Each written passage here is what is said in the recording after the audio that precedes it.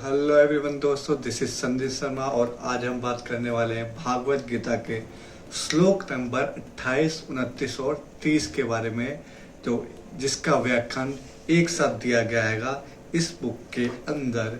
और उसको हम समझने की आज कोशिश करेंगे कि उसके अंदर क्या लिखा, पूरी गहराई से एक एक वर्ड हम पढ़ने की कोशिश करेंगे और उसको अच्छे से समझने की कोशिश करेंगे।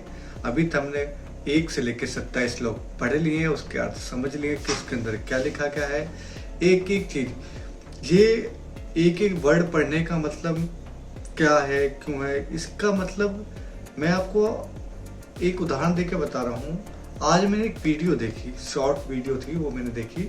उसमें एक मोहम्मदन स्कॉलर था, वो कह रहे थे कि मतलब उसके कहने का आशय था, इतना स्पष्ट तरीके से था, मतलब वो एक असेंबली में खड़ा हुआ था और एक मोहम्मदन लेडी ने उनसे पूछा कि हिंदू धर्म में मांस मच्छी खाना का क्या महत्व है और क्या हुआ है। तो उन्होंने बताया कि हिंदू धर्म में जब महाभारत के बारे में बताया, दुर्योधन युधिष्ठिर ने भीष्म जी से बोला, मतलब उसने श्लोक भी बता दिया, अध्याय भी बता दिया कि 88वें अनुसरण में उसमें लिखा हुआ है कि जब दुर्योधन ने भीष्म से पूछा कि हमें पूर्वजों को खुश करने के लिए क्या करना चाहिए, तो उन्होंने कहा कि मतलब पहले अनाज का नाम ले, 1 महीने खुश करने के लिए अनाज का नाम ले, उसके बाद जितने भी नाम ले सारे मांसाहारी, मांस मांस मांस मांस मांस मांस। और उसने इतनी स्पष्ट तरीके से बोला कि अगर कोई वीडियो देख ले तो वह यकीन मान ले कि हाँ भाई ये वही सही बोल रहा है। लेकिन मैं तुरंत उसने जो अध्याय बोला, मैंने भी क्या, मैंने उसका अध्याय जो उसने बोला उस पर मैं सीधे गया, गूगल पे गया, मैंने सीधे सर्च किया और वहां पे सीधे सीधे लिखा गया है कि गाय का दही अगर हम अपने पूर्वजों को अर्पण करते हैं तो वो पूरे 1 वर्ष तक खुश रहते हैं, ऐसा उसमें लिखा गया है। वैसे तिलों के बारे में बताया है, कई ऐसे चीजें हैं जो शुद्ध चीजें हैं, मांसाहारी नहीं है, उनके बारे में बताया गया, लेकिन उन्होंने हर चीज को मांसाहारी में जोड़ दिया।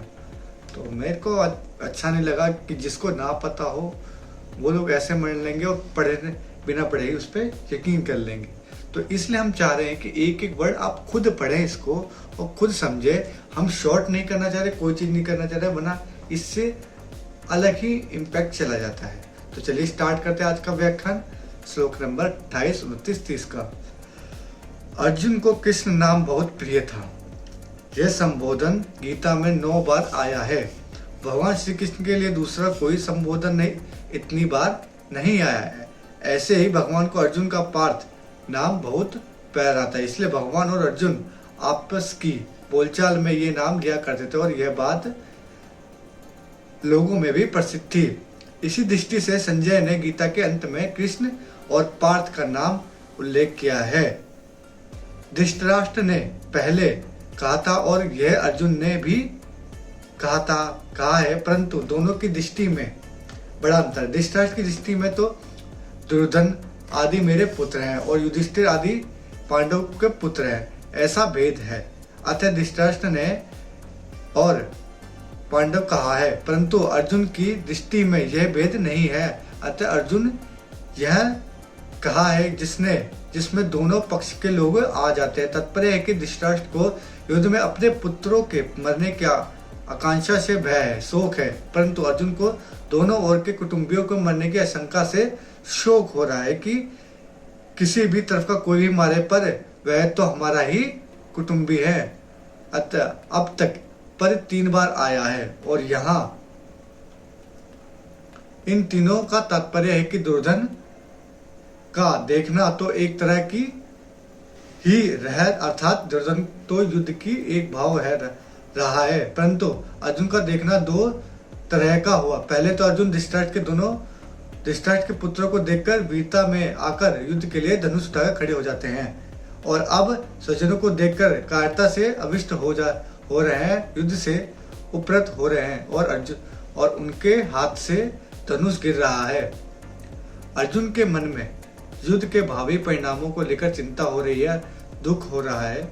उस चिंता दुख का असर अर्जुन के सारे शरीर पर पड़ रहा है। उसी असर को अर्जुन स्पष्ट शब्दों में कह रहे हैं कि मेरे शरीर का हाथ, पैर, मुख आदि एक एक अंग शिथिल हो रहा है। मुख सूखता जा रहा है, जिससे बोलना कठिन हो रहा है। सारा शरीर थर थर काँप रहा है। शरीर के सभी अंग रोंगटे खड़े हो रहे हैं, अर्थात सारा शरीर रोमांचित हो रहा है। जिस कर्णवीय गांडीव धनुष के प्रत्यंचा की टंकार से शत्रु भयभीत हो जाते हैं, वह गांडीव धनुष आज मेरे हाथ से गिर रहा है। त्वचा में, सारे शरीर में जलन हो रही है। मेरा मन भ्रमित हो रहा है, अर्थात मेरे को क्या करना चाहिए यह भी नहीं सूझ रहा है। यह युद्धभूमि पर रथ पर खड़े रहने में भी मैं असमर्थ हो रहा हूँ। ऐसा लगता है कि मैं मूर्छित होकर गिर पड़ूंगा। ऐसा अनर्थकारक युद्ध में खड़ा होना भी एक पाप मालूम दे रहा है। पूर्व श्लोक में आपने शरीर के शोक जनित 8 चिन्हों के वर्णन करके अब अर्जुन भावी परिणामों के सूचक शकुनी की दृष्टि से युद्ध करने का अनौचित्य बताते हैं। यानी कि यहाँ हमारा श्लोक नंबर 28-29 समाप्त होता है।